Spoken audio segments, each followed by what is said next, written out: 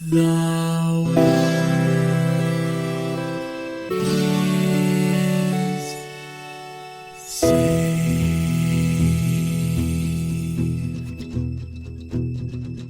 The living room's dark, save for light being cast from the big TV screen and the imminent sunrise that's teasing the one starry sky with whispers of morning. Hey, George. Hey, Lions, I'm in your house. This is like the fifth episode that Something started like with that. Yeah, well, because I figured that that's how we let people know, and because there may be some type of a gag at some point in the episode where it doesn't make any sense. It's like, don't they normally do this remotely? And then all of a sudden you hear like, and then like. I believe that I'm definitely going to have to edit that out, by the way, because it was so loud. Yeah. So I believe the two white guys podcasting. Yeah. The idea is that we and the third member, the audience, right, plus Mike, who's quiet, we're all just hanging out talking, right? So placing either zero emphasis on our location or all the emphasis on our location like shatters the illusion, right? So it's got to be at any moment, anyone listening to this has to believe they could just turn their head and see us because they're at the table having the conversation with. That's the whole conceit. Okay. So then in that case, then the reason why I say it is because normally we do it in my house, but this time I'm in your house. Yes. But I think that outside of being in your home, we played a video. No. Oh, wait, yes. Oh. Do you remember the name of that video game? Because you've now asked me. No, don't look it up. You've now asked me 3 times what the name was. Attack on Titan. And you have literally already forgotten, haven't you? Yep. It's Attack something. No, it's not. Freedom Planet. I don't know why I can't keep the name in my head on this. Dude, 15 minutes ago, when you were like, what was it? What was the name again? Well, I keep it straight. And as soon as I said it's Freedom Planet, in the back of my mind, it was, and then he forgot. Yeah, because I wrote it down. I don't keep things in my head that I write down. No, because Teddy played this with me, and he said, oh, Dad, we should play that game. What is it? And I just said Attack on Titan. Because this is the first thing that just popped into my head. It's like, cool, I want to play Attack on Titan. Okay, buddy. So, yeah, we played Freedom Planet. So this game came out last year, 2021, assuming I wrote this date down correctly, which I'm actually not positive that I did because the formatting is weird. It's on all modern platforms because it's a NEWstalgia game. And I do want to give a quick shout. This game was actually brought to my attention from one of our co-podcasts, another podcast in our genre, called Pursuing Pixels. So there'll be a link in the show notes to them. They're good dudes. They make a good podcast. They're also like hyper active on Twitter. Like they really like think out loud on Twitter about the games they're deconstructing. So it's like they're fun to follow. Yep. Seem like nice people. So there'll be a link to their stuff in the show notes. Here's my summary for the game, Attack on Titan. Some people were sitting around a table, maybe at a coffee shop or something, and someone said, "What if Sonic and Knuckles could be locked on to Mega Man X?" And then they just got up and went to an office somewhere and made that game. Yep. And that's this game. Yeah. It literally feels like you had Mega Man X and Sonic go fusion, ha, and then Attack on Titan. Yeah. Which, I mean, to be fair, Sonic and Knuckles maybe, other than the Game Genie, were there any other games that you could connect to other games besides the Game Genie? To me, that is the unique Sonic and Knuckles thing, right? Is that you could like lock on Sonic 3. Yeah. Right? Yep. And that's what somebody was like, no, what if you shoved a Super Nintendo cartridge in there? Absolutely. But no, it was very interesting. And so, and you kind of mentioned how it came to both of our, into our spheres, which was, I think on Twitter, Pursuing Pixels said, oh, hey, this game is just like Sonic, but with a melee attack. That changes everything. And like, I looked at it, you looked at it and said, yeah, it's done. Yeah. No, we're in. And one thing I do like about their show is they're not pure critics. Like they like to promote. So when they share something, it's because they're enjoying it. And guy was like, oh yeah, I don't really like Sonic, but having a melee attack changes everything. And I was like, I do like Sonic. So will this be a like continuation? Like, will having a melee attack make it even better, or will that ruin my experience? And I was like, I need to know. And you, to your credit, a couple times I've just been like, hey, and you go, all right, like with no follow up, no explanation, no like, I don't have to go to bat for why I want to play this weird game you've never heard of. You're just like, okay, yeah, I'm in. You know, I'm open to new experiences. Oh, so do we shill? We do, because I would say that was our NEWstalgia experience, right? So if you like what we're doing, you can make sure you subscribe to the show. You can go to our websites, follow us on the Twitters. We're both there. I also stream most of the games we play on Twitch. I think I streamed about like 70% of this game. I think I finished it off stream, but I played the vast majority of it where people could see, which is always fun because a lot of like these indie games bring in like the indie fans. And so it's like cool to talk to those people. If you want to go a little bit above and beyond just being a listener, you can leave a rating and review, or you can just refer us directly to somebody. Telling people word of mouth reviews, I think, is always the best. And if you want to help support what we're doing with money, then you can become one of our patrons on the Patreon. Links in the show notes. And everybody who supports us on Patreon gets the after show, which is just more show, but only for people with money. And then people. Yeah. I mean, if you're listening to this on a smartphone, like you got $1, right? You got $1. Like the lowest tier is $1. All of that extra content for $1. $1 US. Yeah. I think right now we're up to 3 currencies. I think some of our patrons are in Canadian dollars. And I think we have 1 or 2 in euros. Excellent. It's kind of cool. Yep. And if it's $1,000, we'll take a video of lions slapping me into a pool. Yes, that one. Yeah, for sure. Yeah. Is this also going to become a bit? You're just going to keep throwing out $1,000 rewards. $1,000 tier. I don't know. Maybe if I can remember. Need to add on Patreon the $1,000 tier with just question marks. Yeah. I mean, dealer's choice. Yeah. There's a lot of things I would do for a cool G. Yeah. You know? I mean, there's a lot of things I wouldn't do. Totally. Yes. Yeah. That list is hopefully longer. Yeah.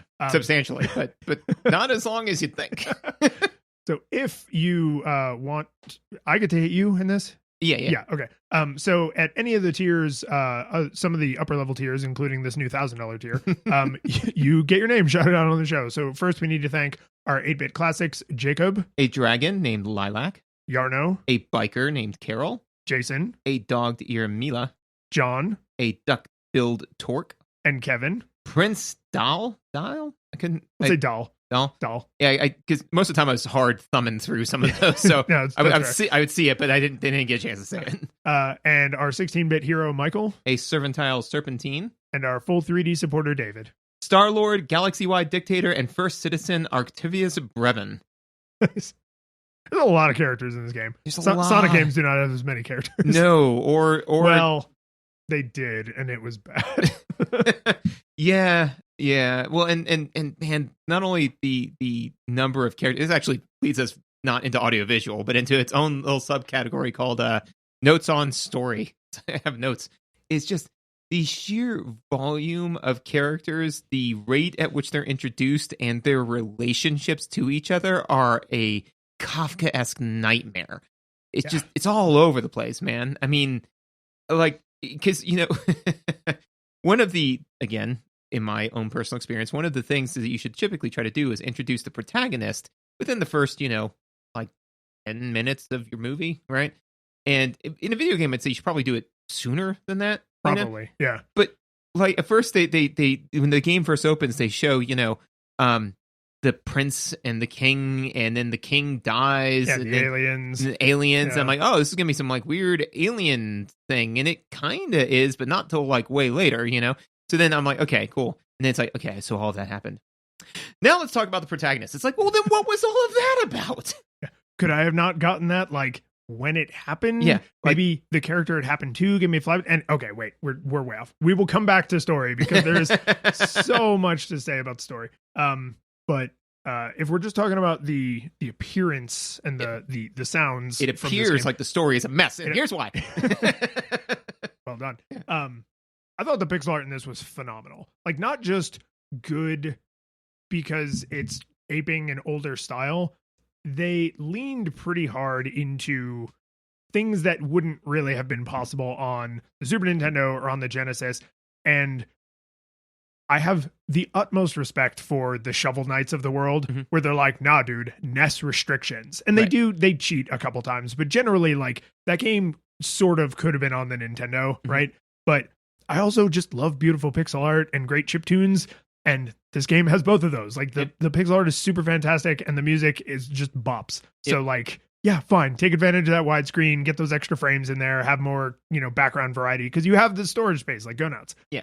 And I mean, I think that the Shovel Knights, where they say, hey, NES era restrictions keeps you from drifting too far from, like a nostalgic pixel art game into, Sonic 3D Blast or whatever, right? But this game, to say that this game is Sonic with melee attack, from a visual standpoint, is 100% on the money, because it looks and sounds just like a Sonic game, to the point where my actual note is how they're not getting sued by Sonic Team is a miracle.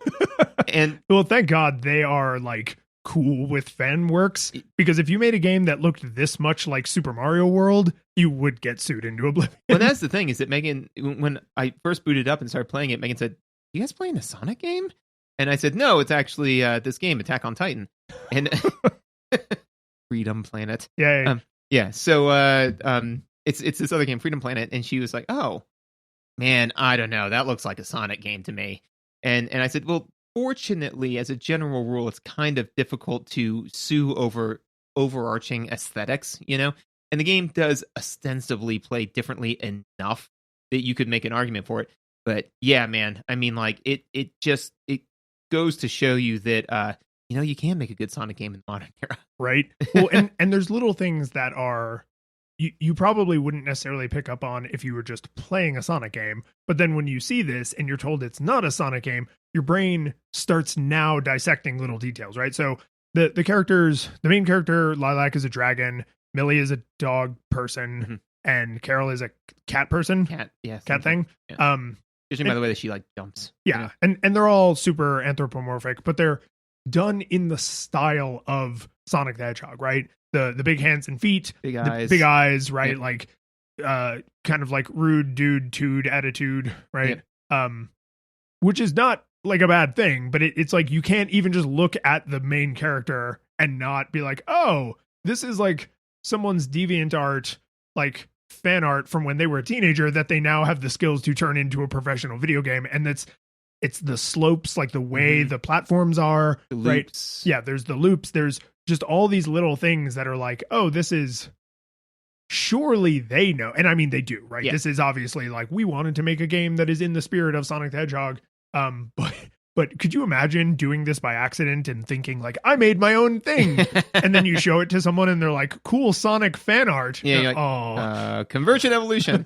Yeah, no, very much so. Has all of that look and very and feel. Honestly, if you had shown me the character art for this game, I would have probably said like, oh, is this from one of those new Sonic games where they have all those weird side characters and stuff? Was this one of the portable Sonics I never played? Yeah, absolutely.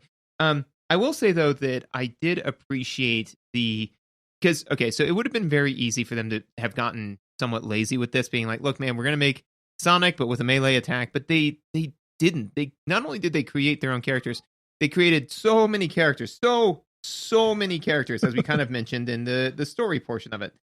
But not only that, the thing that I appreciated was that I feel that all of the different characters, especially the playable ones, very much so passed the silhouette test, Yes. Which is nice, because then, their design is different enough that even when you're playing some of the same levels, you never are like, oh, am I, like things are going so fast, and then you accidentally try to do a Lilac thing because you're clearly not playing as Lilac, you're playing as Carol, So the fact that they did put enough energy and effort into the character design to make it varied enough to pass the silhouette test, I appreciated.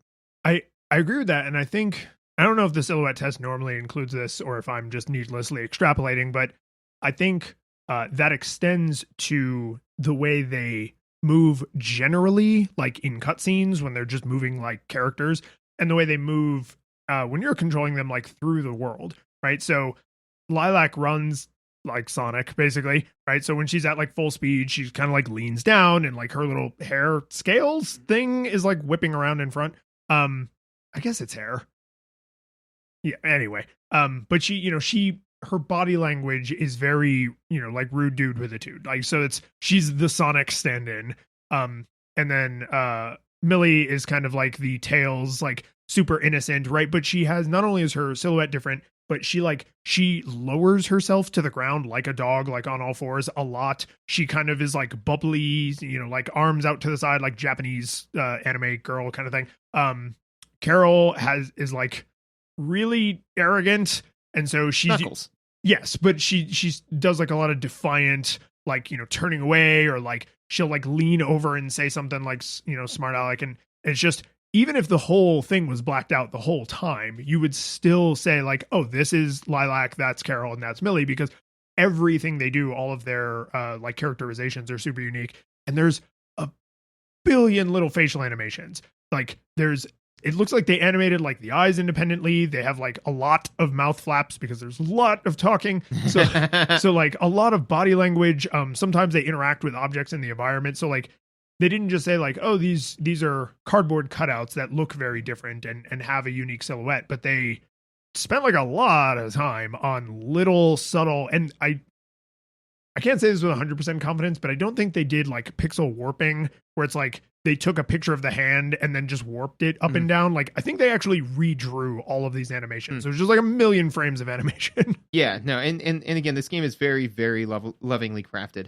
And to your point, right, is that I do feel that, the movement is very, very seamless and fluid for all of the characters, So, and that's really, really important in a game about momentum control, which Sonic games and by extension Freedom Planet are, So you can't have, really choppy animation, because then that's going to, if it then has to animate all of that stuff, when you say, oh, I want to now, jump, and then all of a sudden you don't nicely curl into a ball, you like suddenly like hit a ball, it wouldn't quite feel right, and it wouldn't quite play right.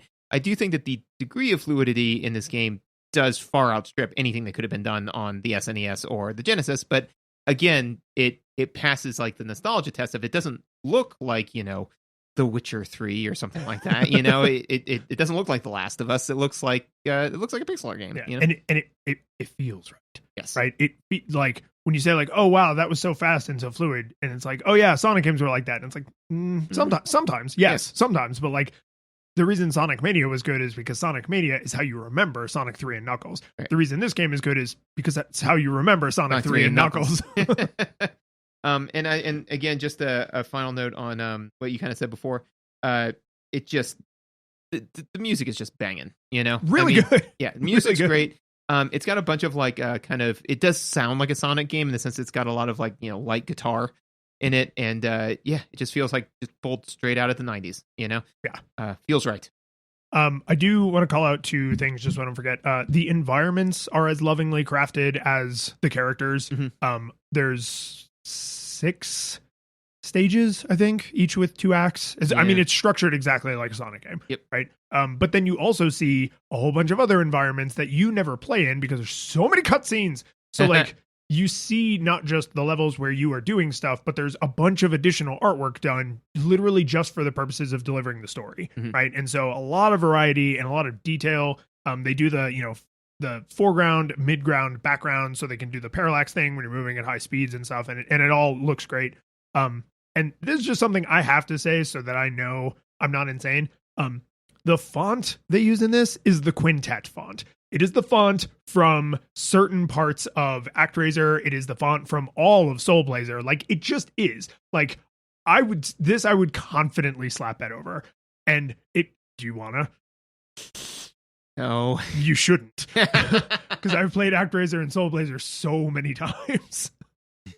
But it did create like a tiny bit of cognitive dissonance, because this is a game that I played this on PC. You played this on your PS5 probably. Yeah. Yeah. So, we're playing it on modern hardware, but it is obviously aping the Sega Genesis specifically, or the, I guess, Master System if you're weird. And then to see a font that I 100% associate with the Super Nintendo, because it was from, as far as I know, Quintet only ever made Super Nintendo games. Like, that's just, I got over it. But every time there was text on screen, a little part of my brain just went like, huh. Are we playing ActRaiser? Yeah, I don't know, man. It's not just the shape of the letters, but it's like the two-tone thing where like the top of the letter is one color and the bottom of the letter is a slightly different color. It's usually like a light blue or something. Yeah, dude, I don't know. I mean, it's great font, but it's just like if you were trying to ape the vibe of the Sega Genesis, this is not the font I would have chosen. Like, it's just I don't know, maybe like one of the fonts from Phantasy Star or from Sonic, right? Even though there isn't a ton of text in that game, like there was some right in the menus and stuff. Like it's weird. Well, maybe this was kind of like an Easter egg, where it's just kind of, oh no, we're gonna emulate this Genesis game. The text that's gonna be from Super Nintendo. That's gonna screw it, everyone. Yeah. There's like one person who was ready to burn the world down, and everybody's like, nobody cares, Jeff. No one's gonna notice. And then you noticed. And then I cared. Yeah. And then I burned the world down. Gameplay. So one of the things, this is just kind of this will just ease us. I really kind of liked that duels counted down to a 1-up instead of counting up to a 1-up.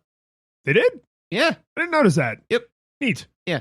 Because like I noticed that, I was like, man, I'm collecting a lot of jewels. And then I was like, 26. That doesn't sound right. And then as I was collecting them, I was like, oh, it's counting down. And then when you hit 0, that's when you get the extra life, Because I kind of like that. Yeah, because it's just kind of it kind of takes the guesswork out, because it's like, oh, do I get a 1-up at like 100 rings or 200 rings or whatever? It's like, no, man, whatever they set it at, you just drill down to 0. I will say though that, and you may have gotten a little bit more experience with the lives and continue system, because you suck more than me. It's true. So when you die, right, you lose a life, and then you kind of just go back into it, right? Yeah, there are scattered throughout the world. There are checkpoints. Some of them are obvious, like at a screen transition. Right. Some of them are less so, but they're not like the big spinning lamppost from Sonic. Like you may have passed a checkpoint and have no idea. Right. Now, when you actually die, though, when you lose all of your lives, you can continue. Right. And you get 5 lives back. Right. Yes. I did not see what would seem to be a limiter on continue.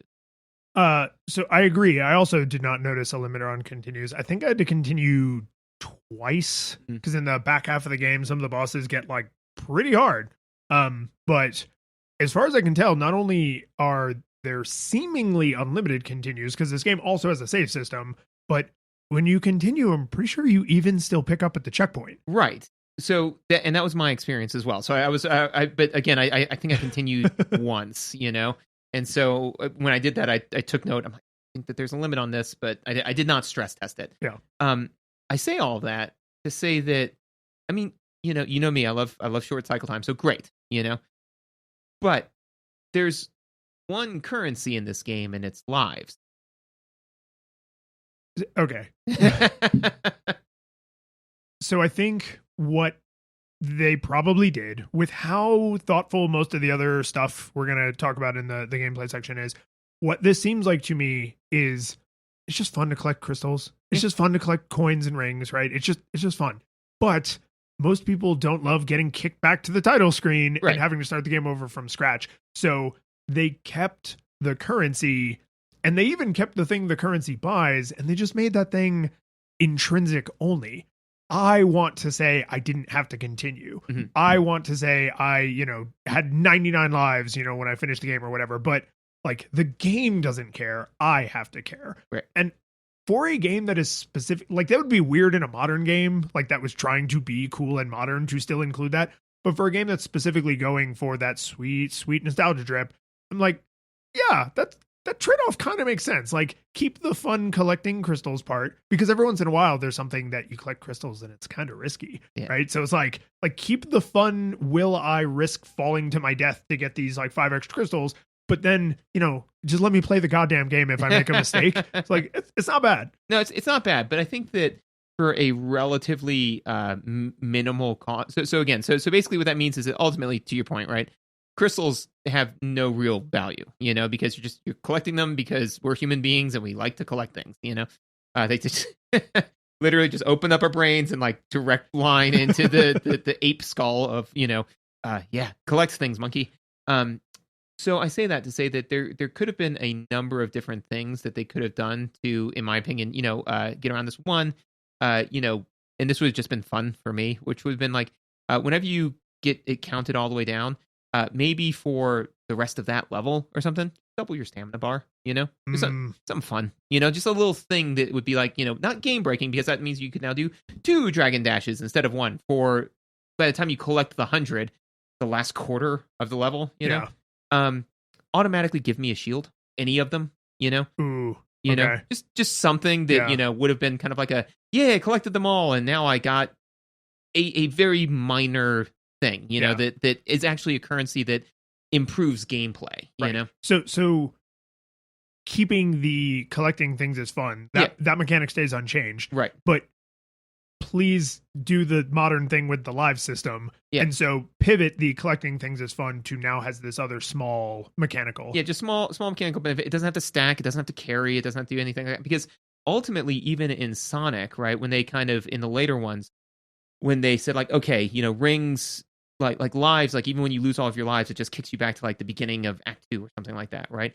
But what rings then did was they activated the portals for you to get Chaos Emeralds, which you could use to turn into Supersonic, which gave them meaning again outside of just gaining lives. Well, and I was about to say this, and then I just realized, that's exactly what Supersonic did, which is when you turn into Supersonic, not only do you have to pass a certain threshold, but then they count down. Right. And when you run out of rings, not only do you revert out of being Supersonic, but you now have no rings. Right. And there's no way to turn Supersonic off. You have to, you run the car until the gas tank is empty. Yeah. So I think that would actually be, that probably would be the way to do it, is like, while you have, count up to 100, maybe, whatever. Like, instead of doing lives, like, just remove lives and continues entirely, right? Yeah. I can just continue endlessly, or I can continue to play endlessly. And then I have a shield that, like, the shield now can't be taken off of me, but now my crystals are counting down, right? And then that creates an interesting relationship with like, do I want 100? Because then they will start counting down, right? Do I want to wait and get 100 when I'm like closer to the boss or whatever? Or the double dash, something, right? Yeah. I think the decision they made was in the correct direction. It's in the correct direction, and it's the simplest modification, right? So it's like, we're going to change this one variable. This collecting things is now just fun, as opposed to allows you to continue playing the game. Mm-hmm. But they didn't then, and I mean, the sequel to this, I think, actually comes out this year, or maybe early next year. But they didn't then take the next step, and that may have been intentional. They may have been like, no, let's just make a tiny tweak, and then if that tiny tweak goes over okay, then we can make another tiny tweak and kind of iterate. Yeah, and that's the thing, is that, definitely I would rather them do what they did than make lives mean something and kick me back to the beginning of the game. Because I can tell you what, man, if I had hit that continue screen, instead of that, it just popped up the title screen, I would have put the controller down and not picked it back up. Well, and it does Sonic 3 style. You have the little yellow box, so you can save. You can have multiple save files, but still, there is something just a tiny bit soul crushing about, you die and then you Sega, and it's like. So I definitely like that. But yeah, I mean, just some little thing that improves gameplay to be like, hey, something extrinsic to collecting the gems, right? Just some type of like external reward. Because, and again, this I think is one of the key differences between us as players, is that I think that you find collectathon, the act of collecting things, slightly more joyful than I do. No, a lot more. Okay. I love it. Love it. Okay, yeah. So to me, like, I enjoy collecting stuff, but that peters out real fast. And then I've got to have like a reason that I'm collecting things. Not because I don't enjoy collecting things, but because there are other things I enjoy doing more. Yeah. No, and not every game I've played that has that mechanic is equally fun. Mm-hmm. But when, Donkey Kong Country, Super Mario, and any of its like iterations, just love picking stuff up. And I think part of the reason I like it, honestly, is because I hate actual physical clutter. So this allows me to scratch that itch with no consequences, right? No matter how many rings I make Sonic pick up, no matter how many gems I make Lilac crash into at 1,000 miles an hour, like, I never actually have more physical crap in my home. Yeah, I will tell you, I actually I said this to my parents at one point, several times actually, which was they were talking about getting a gift for the kids, and I was like, remember, when you buy a gift for my children, don't think about it in terms of money, because it's your money. I don't care. Right. Don't think about it in terms of like sound, because I can tune that stuff out or just negate the sound quality to it. I want you to think of it in units of how many times I have to bend at the waist to pick up that toy. Because that's what matters to me. So if you get them a toy that when they dump it out, 1,000 tiny things roll all over my house, I'll kill you. No, yeah, okay. Yeah. So yeah. So Legos, it's like that's fine, but because Legos, when you dump them all out, they kind of all stay in like a pile. So I can sit there and they're not round, right? But like a lot of like the like those like round like bouncy ball toys and stuff. If they dump them out and it rolls all over the place, I'm like, oh man, that gave you 0.2 seconds of joy and just caused me a half an hour of crawling all over this house on my hands and knees to pick it up. Yeah, I don't like that collectathon. No, yes, and I'm 100% with you on this. So since we talked about the crystals, this seems like a good time to talk about the combat because you specifically mentioned Supersonic, yep. Right? So Sonic's crystals or Sonic's rings are to Lilac's crystals only in the collectability. Get a 1-up, yep. Right? Yeah, the collectability, the get a 1-up from this. They are not tied to life. Right. She has an honest to God health. They're pips. System. They're yeah, pips. They're pips, yeah. They're I think they're red leaves with like a gold outline. Mm-hmm. So they've been dipped in gold. Which I don't. Was there an explanation for that? Why they're red? Okay. Quick side note: we will get into this more when we talk about the story. There's a lot of American teenagers think Asian stuff is cool in this game, and those leaves look very thing you would buy at a tacky gift shop, right? Like, and I don't mean that they look bad in the game. It's just like I have seen things like that in a tacky gift shop, and there's a lot of that throughout. Anyway, because this game has an emphasis on combat, right? In Sonic, Eggman could be the only person you ever interacted with, right? You could leave every single robot filled with rabbits and squirrels and chipmunks and stuff. But in this game, because combat is a thing they specifically gave you mechanics for, they've kind of incentivized it, but again, sort of intrinsically. You don't have to deal with enemies. Well, every once in a while you have to, but generally you don't have to deal with outside enemies. of like mini bosses and bosses.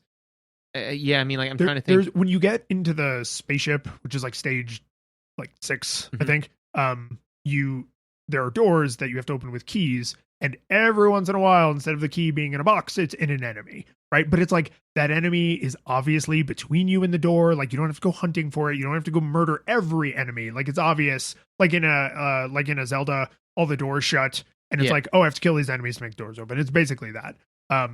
But I love the fact that they said, we're not going to make the thing you collect for fun also the thing that keeps you from dying. You're going to just straight up have a health bar. Yep. And maybe you can. I can't pinpoint exactly why I'm glad those things are separated, but I'm super glad they're separated. Well, because I think that especially if you enjoy the collectathon, the stress of having all of your quote hard work lost in an instant, and literally like when when you've got like 80 rings and Sonic gets hit and you just see the spewing of rings and you're like, oh no, because I mean, my life savings. Are you gonna die? No, because there's a million rings. You're gonna grab at least 1 or 2, maybe even 10, but that's not 89 rings. That's not gonna get you to Supersonic. No, that you just explained it.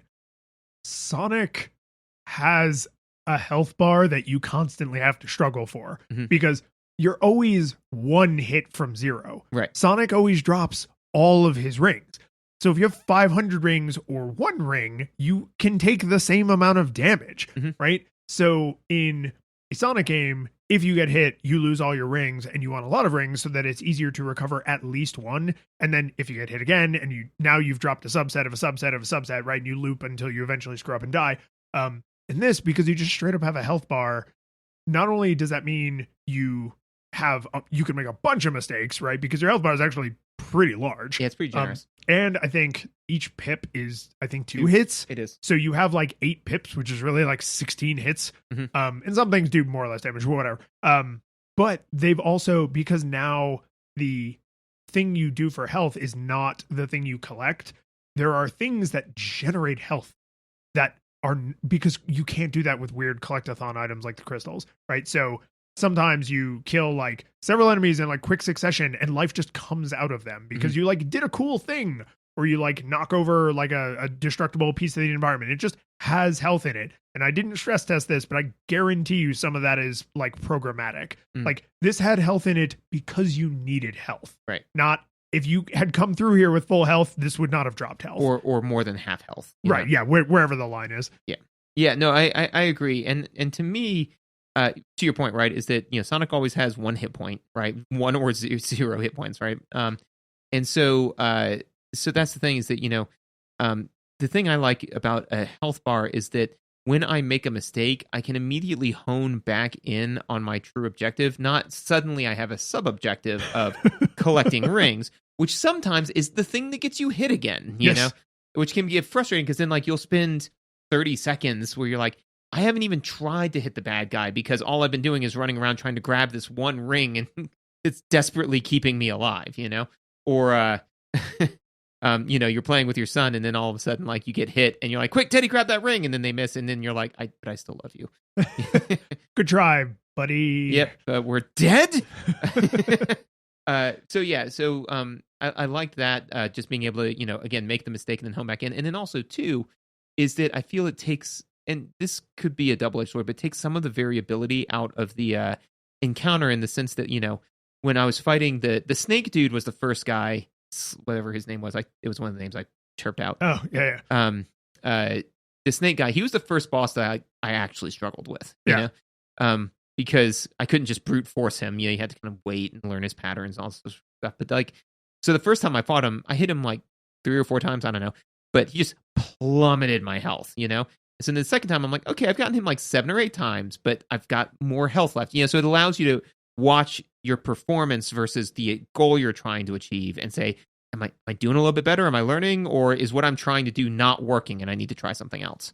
So I'm glad you mentioned the bosses because I completely spaced and I have no notes about this. But one of the things I noticed about the bosses that I was really fascinated by is I also struggled because he's like one of the first like real bosses. And I also struggled with him at first. And then I realized it's not a single screen boss like most Sonic bosses are. Most Sonic bosses in the the early 2D Sonics exist in a fairly confined space, which puts Sonic at a massive disadvantage, right? Because his whole thing is gotta go fast. So when I was fighting Snakey McSnake and Snake, and he had like an attack where he shoots straight up in the air and then like kind of rains down everywhere, and then something happened where I ran off like the left side of the screen because you encounter him when you're heading right, of course. And then I realized, oh, there's like 4 screen widths of available like Coliseum for this great combat. And his stupid rain down from the sky thing only goes like a 20th of that, or like 20% of that distance. So like you can easily escape it if you flashy dashy off the left or off the right side of the screen. I was like, okay, this feels like a lesson I should probably internalize and like fact check against the next boss. Do they expect me to use the ability to move fast in a large area as a way to outwit my enemies? And yes, they super duper do. And with some of the later bosses, it's a little more obvious because the boss themselves is huge. But with the early bosses, they're like your size. Yeah. It's not obvious that fleeing from them at 1,000,000 miles an hour and then coming back at 1,000,000 miles an hour is part of the pattern. It's part of what they expect you to do. Right. No, I agree with that. That I don't know what it was, but with several of the bosses, that one in particular, the way they fought, my instincts were completely counter to. Yeah. So yeah, like I struggled. Yeah, because when I would see them start to do a thing, whatever my knee-jerk reaction was, put me into their line of fire. And I'm like, they had to have planned around that because, especially now that both of us experienced that, right? It's just like, oh, this is what, especially that one where he shoots up, because here's the problem with that, right? Is that he shoots up and it rains down, right?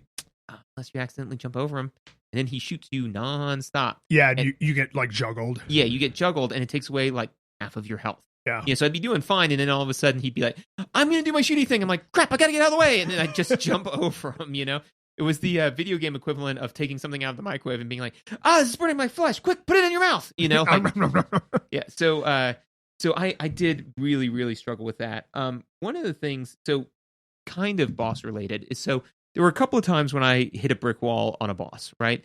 And I was generally playing with my kids, at least in the room, because, this is a game that I can play with them in the room. Dark Souls, not so much. Less so. Yeah, not if I want them to sleep through the night. So what would happen is, we'd hit a brick wall at the boss, and I'd say, like, okay, guys, we'll pick this up tomorrow, right? And then I'd pause it and, eventually go play another game. The autosave mechanic it autosaves you at the beginning of the stage. Yes. It's not at the last checkpoint. Yes. Which I don't really know why. I don't Why know not just save it at the checkpoint? I don't know. Like because I played this game in fewer longer sessions, which I usually try to have like some short sessions and some longer ones to like see if those are both enjoyable ways to experience the game. And so the first time I loaded, I was like, oh, right, I just started, stage 3 or whatever. And so whatever. And then the next time I played, I stopped in the middle. And then the next time I went to play after that, I loaded and it was like the opening cutscene to that stage. And I was like, no, but I already did a bunch of this. Yeah, I did this. Granted, the stages aren't super long. They're not. No. But still, it's just like, come on. Yeah. Well, especially the nice thing was that's what gave me the ability to experience different characters, because I got to I think it was the snake boss, and then stopped, and then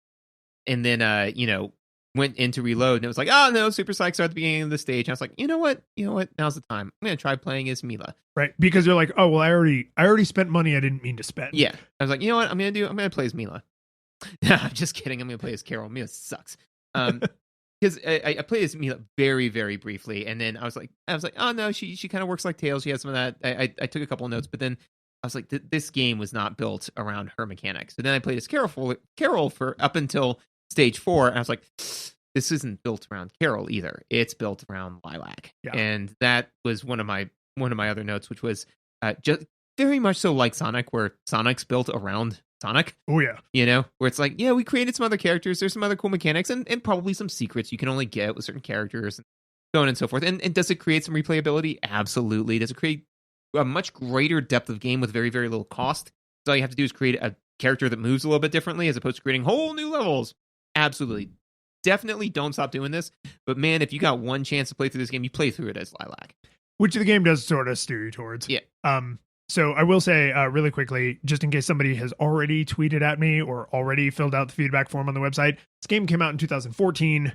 The sequel does come out this year. Okay. So original, this one we played 2014. Sequel is supposed to come out in the back half of 2022. Okay. Wait, but before you said 2019. I think I said 2021. I think I said last year. Yeah. This was way so off. You're wrong. I was wrong. It's pretty wrong, man. I couldn't look it up until now. I've been busy. There's stuff going on. No, the thing that you need to internalize to be successful as Lilac, and this is all related to the addition of combat, right? I feel like this is where the fact that they chose to include combat is where all of the real deviations from Sonic, like how Sonic feels to play, they all come in with the combat. Because you got Snake Eye who's like roar and shoots up in like a crazy Texan, like straight up into the air. And what they actually expect you to do is one of two things. One, just casually saunter through his sprite, because by the way, most enemies don't offer collision damage. Yeah, they don't. Yeah, which is huge. Game changing, yeah. Yeah. Or they expect you to use the flashy dashy, because when you use the flashy, did you say its actual name earlier? Because I've just been calling it the flashy dashy. Her like dash attack. I mean, maybe, but I like flashy. You said like dragon something. Yeah. Yeah. So you when you use the flashy dashy, you are specifically invincible and you harm things you collide with. Right. Right. So if you are on one side of an enemy and you need to get to the other side of the enemy, honestly, most of the time you can just walk through them, or you can flashy dashy if it's a boss and you don't want to risk it. Because some enemies and certain bosses do have collision damage, but it's almost never their whole sprite. Like this was brain melting for the first like 30 minutes I was playing the game. Is I'd be flying a million miles an hour and I would run, because Lilac doesn't roll, even though I press down a bunch of times to try and make her roll. She doesn't roll. Carol rolls. Yeah, she does. But it's like you go flying through an enemy and there's that like sphincter tightening moment of like, why didn't I drop all my rings? It's like, oh, because attacking is how you interact with enemies. That is also how enemies interact with you. Yes. just passing by them does not mean you get hurt and somehow they are unscathed. They also have to initiate combat, which is wild. Yeah, like, it's very disorienting at first. I kind of love it. Oh no, I absolutely loved it. Like it was because and I think that the reason why is because none of your attacks are particularly have a great range, you know? So like you've got to get pretty close to them before you can hit them, you know? So because of that, it would have been mind-blowingly frustrating if every time you started to get close to attack them, and then just by virtue of them existing, they hit you. But it feels way more almost like a samurai clash, where it's like we both entered each other's square, and then whoever actually attacked first does it. So it's actually kind of more fair in the sense that, you know, you both have to attack. You know, if you're in each other's sprite and you attack, whoever attacks first gets it. But no, absolutely. And the thing that I appreciate about it is that it makes it way more approachable for a younger audience, you know? Yeah. So like, yeah, because the world isn't just constantly hostile. Right. Yeah. So I mean, there were Teddy would be able to play. Teddy has played Sonic Mania, right? But Lizzie, my 4-year-old, she was able to play this game because even though she wasn't great at attacking things, as long as she didn't run into them while they were attacking, it was no harm, no foul, you know? So yeah, no, I really like this. I don't think that this type of thing would work for every game, but it definitely worked here, I feel. Yeah, and it's the biggest like mechanical change, I think, to the formula. Like more than the stamina bar for your special move, more than the health bar, more than, you know, checkpoints being essentially unlimited as long as you don't, you know, quit the game. The fact that you have to either choose to interact with the world or the world has to choose to interact with you really lets you maintain that roller coaster without honestly, it creates a kind of intellectual honesty of, if you are Sonic and you are going at the speed of sound so fast you can roll through solid stone walls, like right? Speedo Sound Sonic? Yes. Which is actually from a different franchise. Yes. So like, if you're moving that fast, but you're in the run and not the roll, the idea that when you collide with an enemy, you get hurt and they don't is asinine. It's completely stupid. But, you know, I mean, it's a video game. We all just accept it, and you learn to play around it, and hopefully they design levels that make that fun and not infuriating. But it's ASA 10, man. It's at least ASA 10. Yeah. This one goes ASA up 12 to ASA 11. But the fact that Lilac, who her whole thing is like, oh, she's super fast, like she's a dragon, dragons are super fast, and she's like one of the last dragons, whatever. Yeah. But she can actually use her speed as a defensive thing, not an offensive thing, because just running through the world at top speed does not essentially enter you into combat, right? Now, when you're in the Flashy Dashy, which only covers maybe, what, you think like 1 or 2 screen lengths? Yeah, something like that. It's not a ton. No. But you do actually damage things you collide with when you're doing the Flashy Dashy. But I just really was confused as hell at first, but then really settled into like, I like this. I didn't think about it being more forgiving to kiddos. To me, it just felt more like thematically consistent. Like, yes, she's running past them. Right. When it does kind of feed into more of what you were kind of saying before, where you kind of interact with the world on your own terms, in the sense that, you know, you collect a ton, you collect the coins you want to, or the gems you want to collect, right? You know, kill the enemies you want to kill, you know, because you don't have to kill them, because in Sonic a lot of times you have to dispatch enemies because they're in the way. Right. And if you try to get past them, you won't. But in this one, you really only have to kill the enemies that you feel like killing. You only have to play the amount of the game you feel like playing. Speaking of, this game did something I think that was absolutely critical for the design choices that they made, which was they made a like adventure and a classic mode. And be specific about what the difference is there. My understanding is the only difference is that classic takes out all the cutscenes. Yep. And that's about it. Yep. One of my first notes when I first sat down to play the game, because I was like, you know, oh, okay, this looks like this feels like that. Oh, there's different modes. I'll need to make sure I figure out what that is later. Nice. And then when I did circle back, and I was like, oh, it removes the copious amount of copious. So many.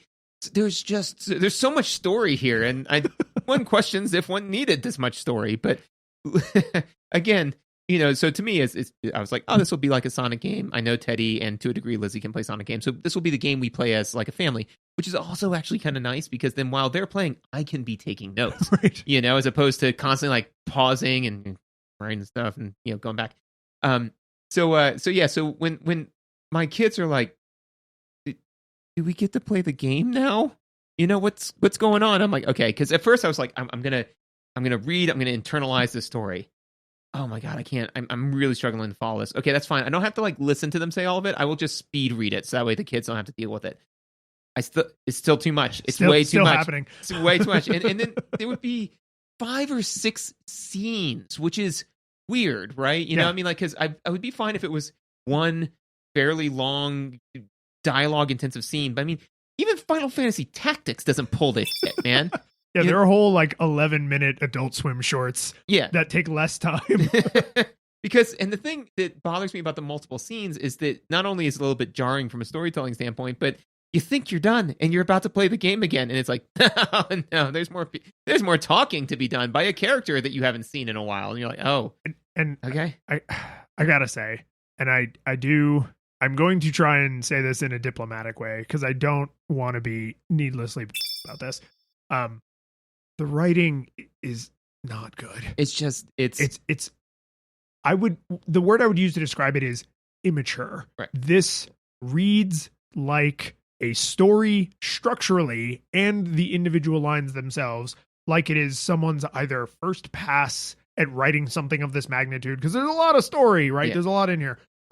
Or they were trying to go for a childlike, like, what is the sort of story like a 14-year-old or a 12-year-old like Sonic superfan would write? It feels fanficky, like it's just an immature writing style. Now, to be fair, on the flip side of that, the vocal performances are actually very good. Yeah. So like you have these voice actors, because every character is voice acted, right? Yeah. Even there's a couple computers in the end game that are voice acted. Like everyone who has dialogue is also fully voice acted, and they really save some of the story. Yeah. Like, and you, unfortunately, it sounds like you missed some of that because you were like hammering through it. I was getting very impatient. Yes. So like, you're getting impatient. Your kids are like, we want to enjoy the video game data. Yeah. Right. And so like, please, Papa. I'm like sitting back, like listening to this, and I'm like, this story is insane, but holy crap, she is so committed. She's selling it. Yeah. There's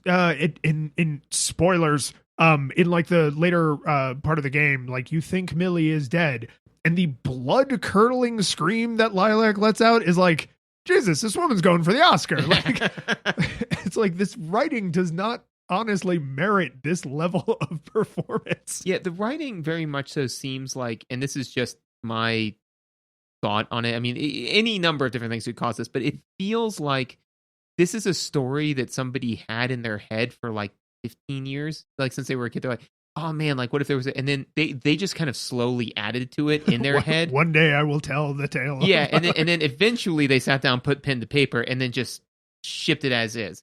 All of that being said, though, thank God that somebody somewhere said, not everybody's going to be in this for the plot, So let's make a mode where it just, and because it would have been so easy for them to just say, oh, well, if you just press start, then it'll skip each individual cutscene. You just have to press start 5 times. It's like, or you really wanted to feel like a Sonic game, play it on classic mode. And it just all that crap lifts out, So, so I was way more forgiving about to me, the banana pants plot was almost like, it was very juvenile, but it was almost endearing because I didn't have to deal with it. If I had to deal with it, I would have been really frustrated that somebody thought that this was worth my time.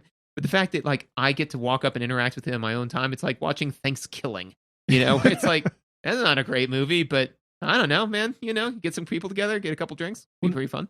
Every bit of this game just smacks of like passion project, right? Yeah. Because the credits, I was able to finish this game. The credits are not long, right? So this is a small group of people who wanted this thing to exist, and they made it exist, right? Yep. And I love that.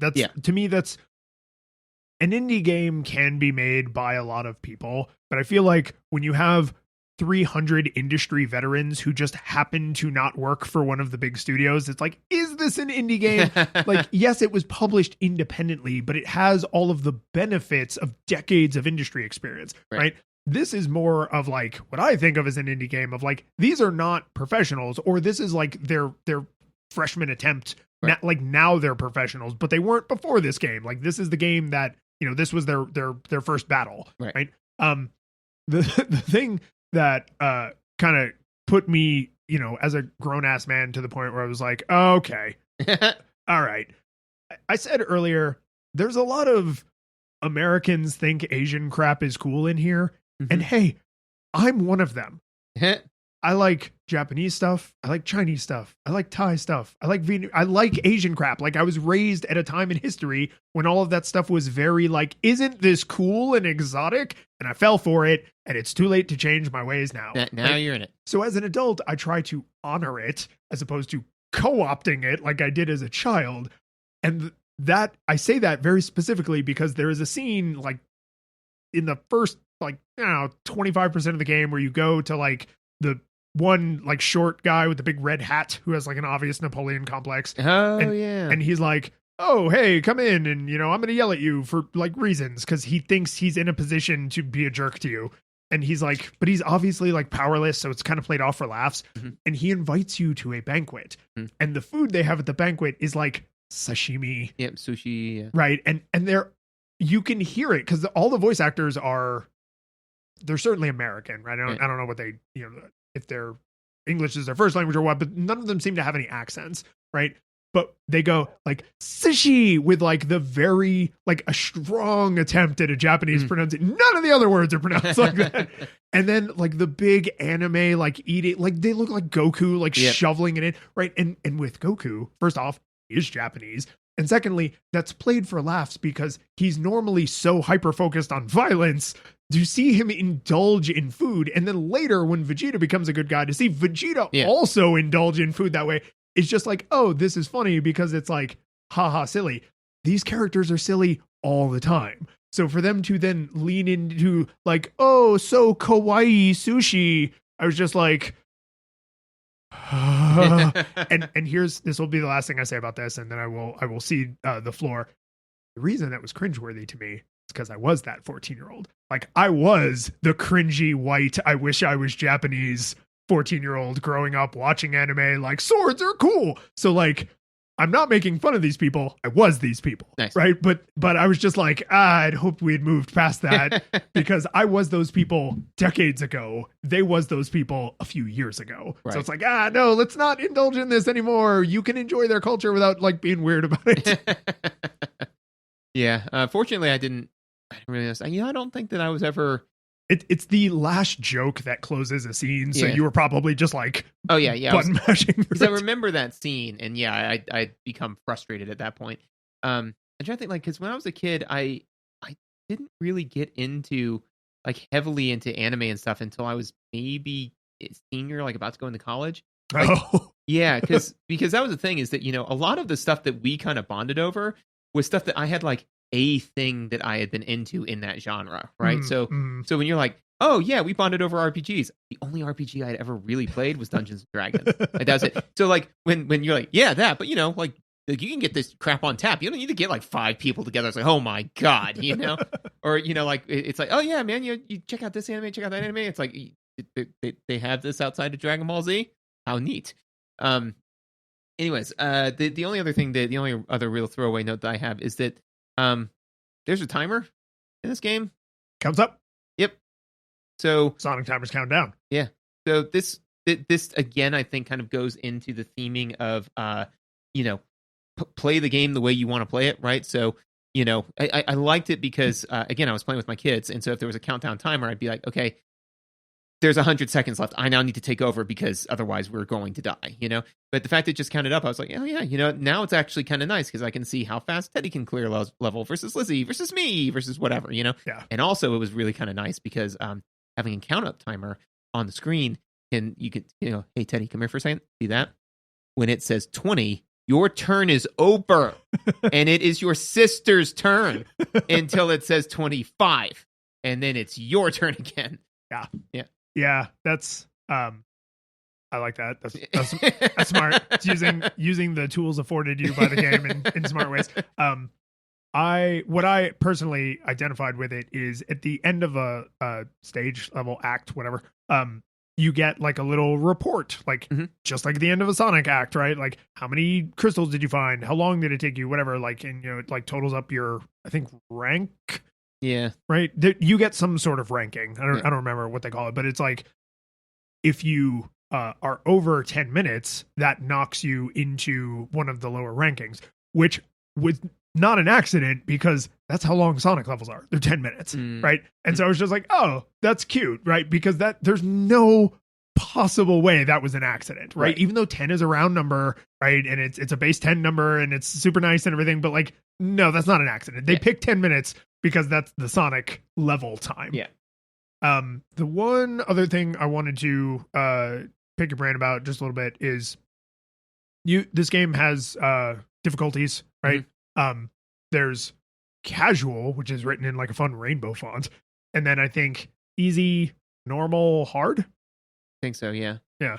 There might be one like very hard or something in there, but there's I want games to please be more clear whenever you're gonna do this, because something I have fallen in love with is in a lot of modern narrative driven games that also have big action components. Your Uncharted's, your Last of Us's, God of War, right? One. Like, tell me explicitly what the difference is between the difficulties, and please name them in a way that aligns with that. So, story mode, right? This is for players who mostly just want to, see the world of Freedom Planitia and want to, get the story, right?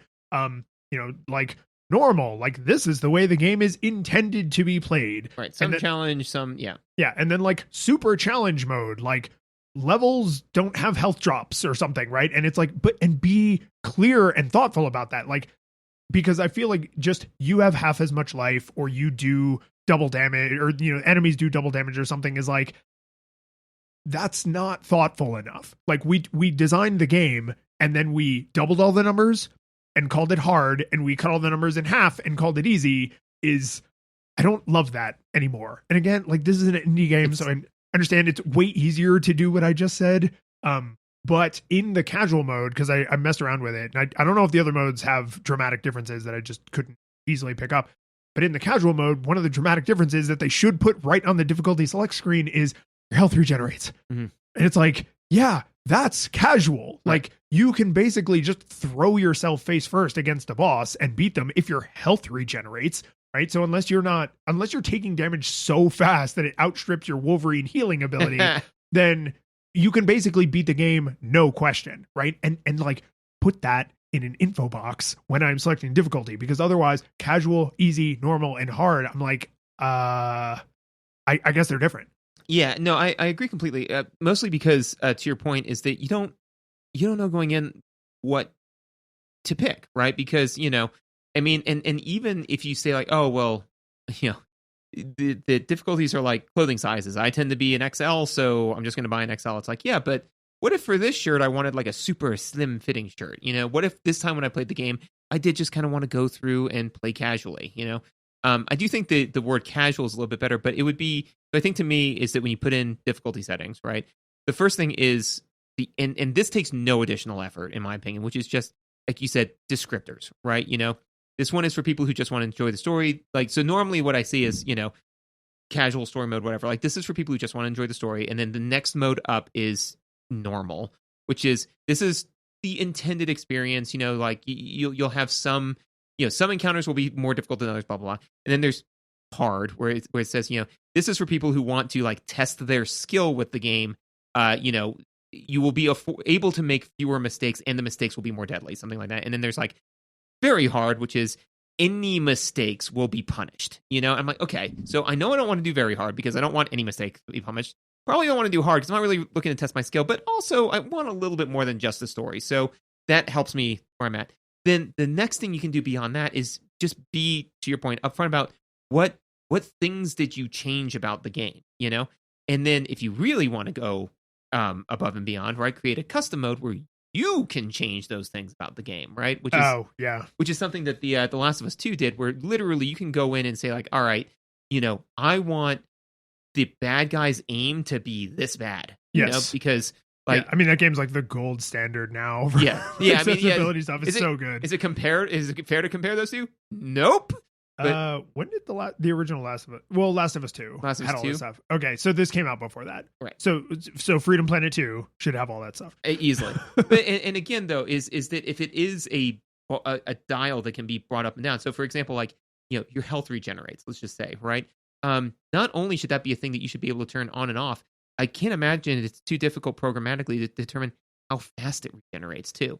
So if you said, I want my health to regenerate, but only a little bit, because I'm struggling with this part or whatever. Or, no, man, I want it up at a 5. I want like literally I want my wound to be knitting around the sword while it's still in me.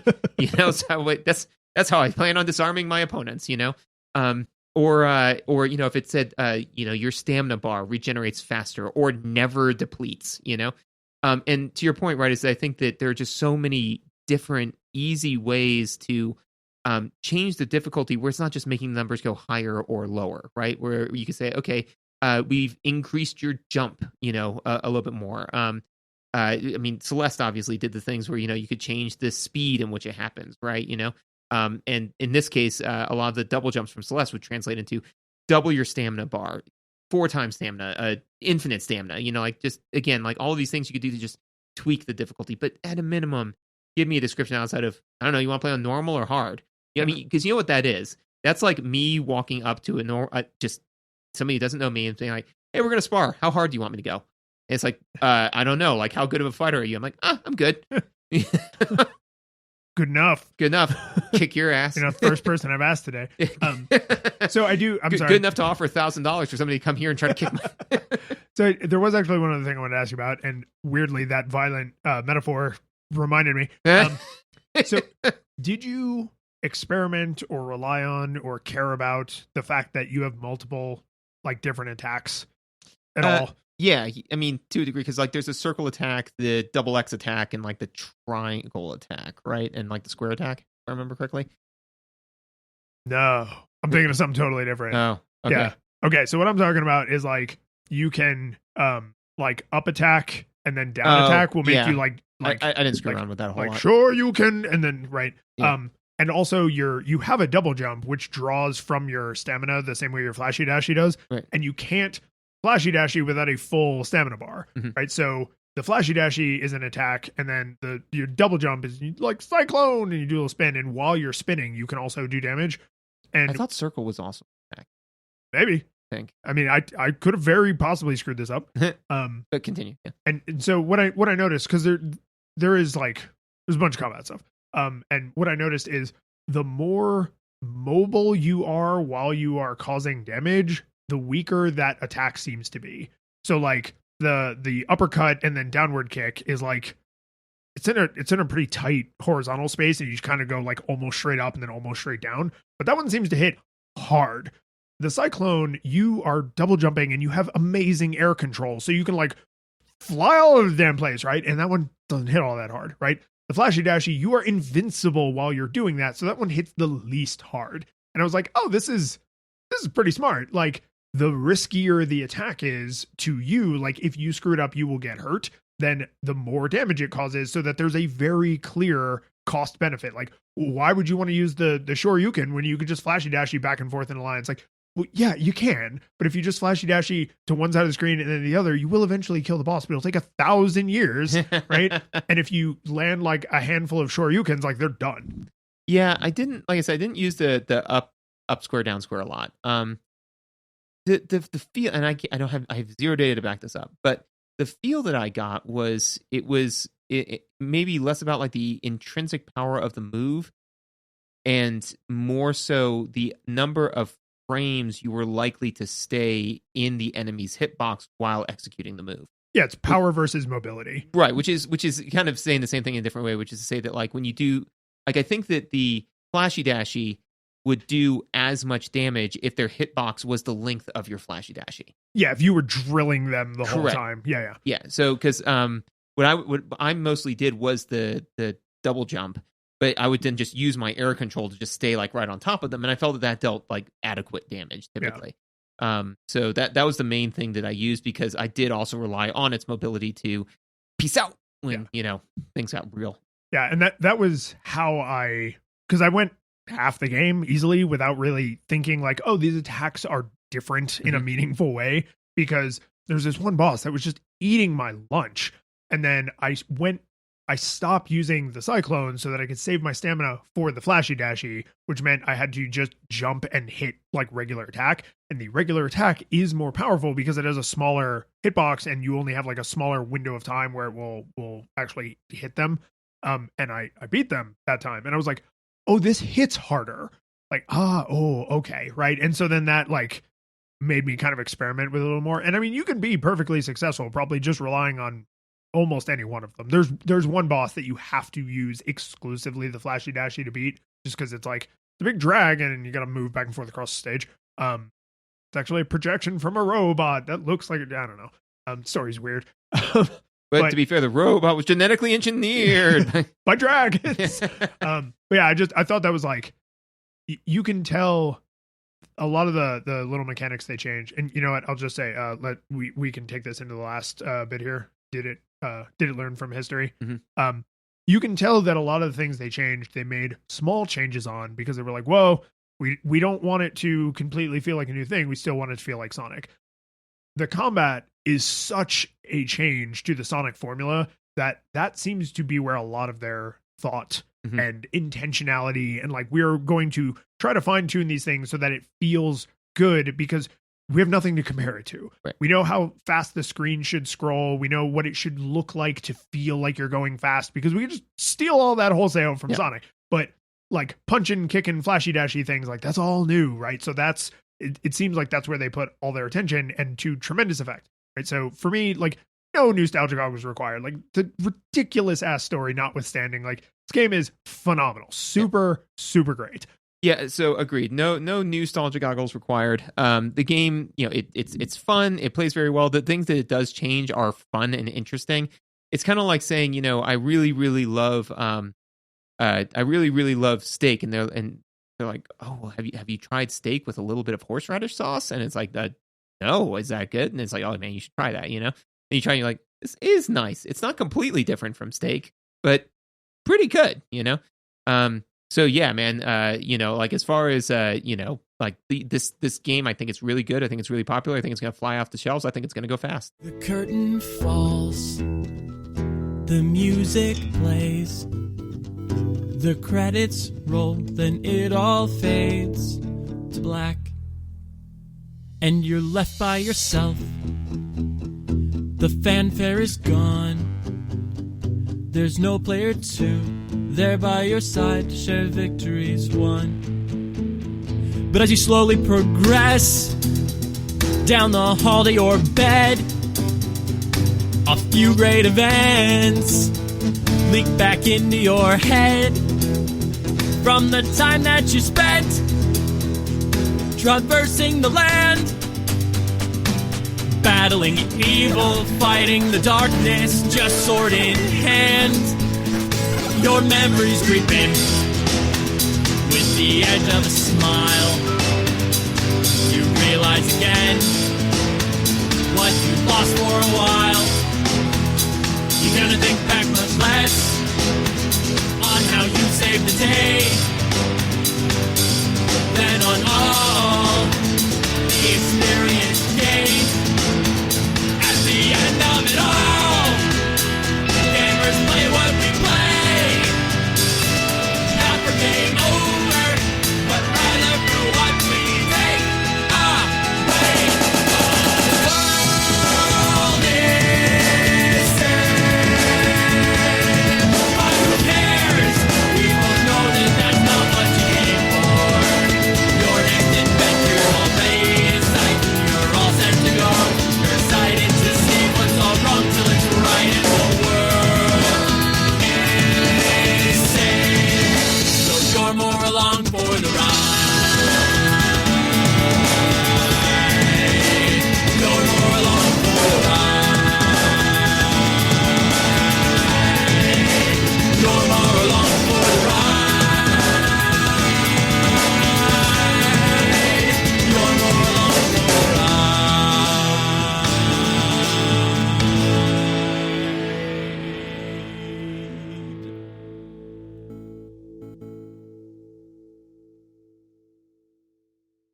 if you like Sonic, play this game.